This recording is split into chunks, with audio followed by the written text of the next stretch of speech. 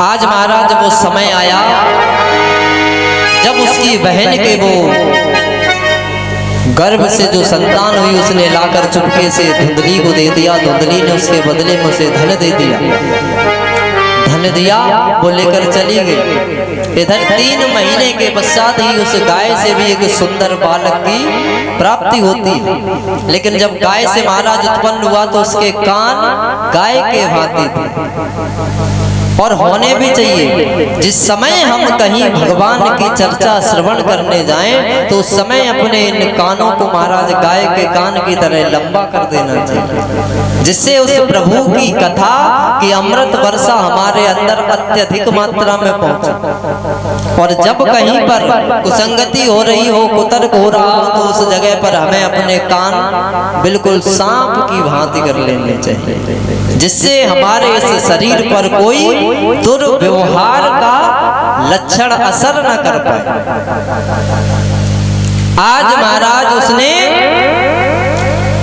जब देखा कि त्रिमासे निर्गते चाद साधेनु शुश्रुवे अर्भगम सर्वांगम सुंदरम दिव्यम निर्मलम कनकम प्रभम।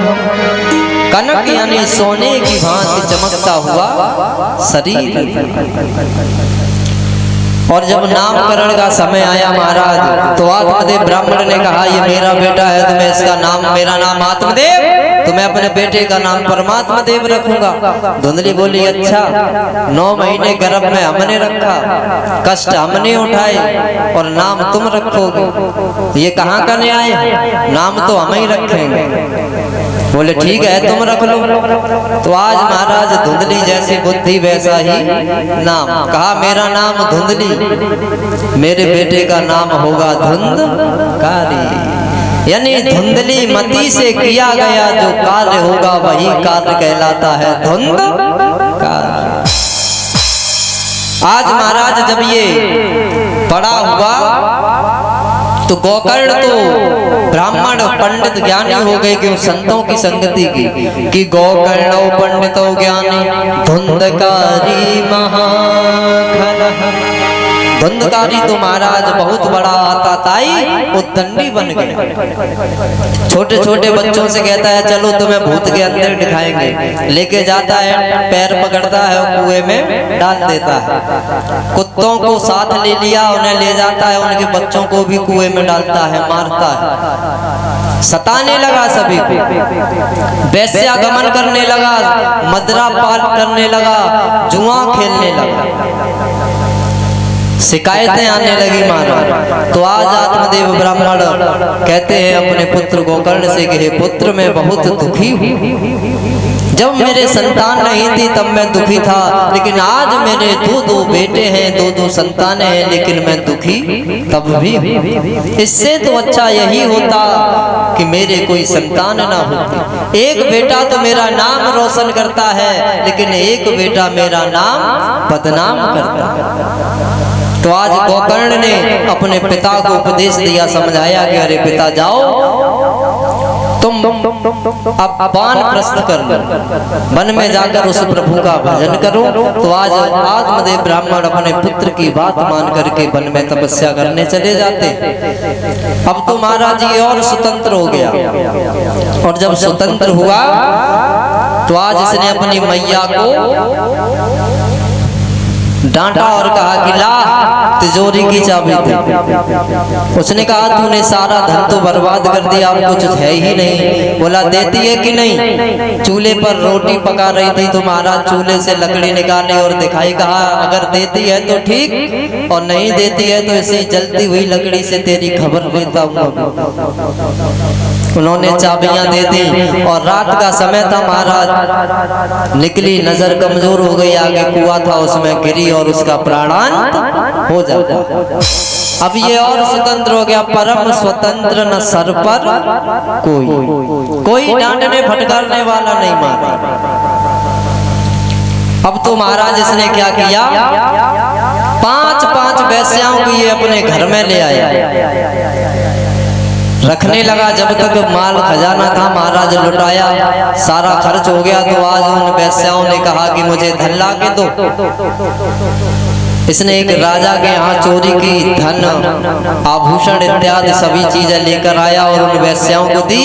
तो उन वेश्याओं ने वो पहचान लिया और आपस में कहने लगे कि अरे बहन, अगर किसी तरीके से उस राजा को पता लग गया तो इसके साथ साथ हमें भी सजा मिलेगी। कहती हैं कि ये ठगी डकैती का पैसा, ये चोरी का पैसा है माना, ये ठगी डकैती का पैसा और अपना प्रभाव दिखलाएगा और ये जाएगा सो जाएगा। ये तो जाएगा लेकिन महाराज हमें भी साथ में लेके जाएगा। वही हाल कि हम तो डूबेंगे सनम लेकर तुमको भी लेकर डूबेंगे और ये जाएगा सो जाएगा और साथ में हमें ले जाएगा।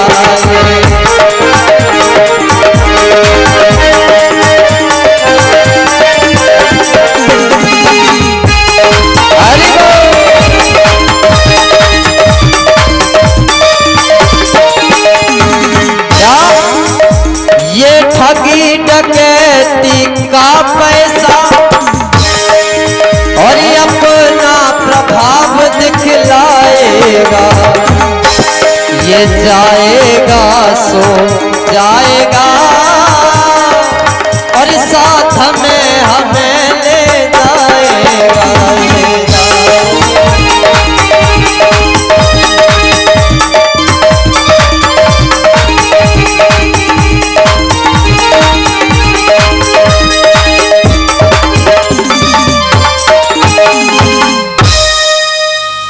कहा कि यदि किसी तरीके से राजा को पता लग गया तो वो इसे तो सजा देगा लेकिन हमें भी इसी के साथ मौत की सजा देगा। आज उन्होंने उसे इतनी मदिरा पिला दी, इतनी शराब पिला दी कि महाराज उसे अपने शरीर का होश नहीं रहा। आज उन्होंने उसे चारपाई पर डाला और रस्सियों से बांध दिया, इतनी पिटाई लगाई महाराज कि उसके प्राण नहीं निकले, बाकी शरीर की सारी दुर्दशा हो गई। और जब वो मरा नहीं तो उन्होंने वही आग के दहकते हुए लाल लाल अंगारे लिए और उस धुंधकारी का मुंह फाड़ा और उसमें डाले और डंडे से अंदर कर दिए। और जब वो डंडे से अंदर गए महाराज दहकते हुए अंगारे तो उस धुंधकारी के प्राण बड़ी मुश्किल से निकले। और जब ये मरा तो महाराज अधोगति में मरा, तो इसे प्रेत योनि मिली, ये भूत बना। अब तो ये महाराज इधर धुंधकारी का प्राणांत हुआ, इधर गोकर्ण महाराज जब देशाटन करके वापस आए तीर्थाटन से, अपने घर के आंगन में लेटे हुए हैं, अर्ध निद्रा में है, तो कभी ये बैल बन जाता है, कभी भैंसा बन जाता है, कभी सूकर बन जाता है, तरह तरह के दृश्य दिखाने लगा। गोकर्ण महाराज उठे, उन्होंने कमंडल से जल निकाला और कहा जो कोई हो मेरे समक्ष आओ, नहीं तो मैं अभी ये जल अभिमंत्रित करके छिड़कूंगा और तुम बस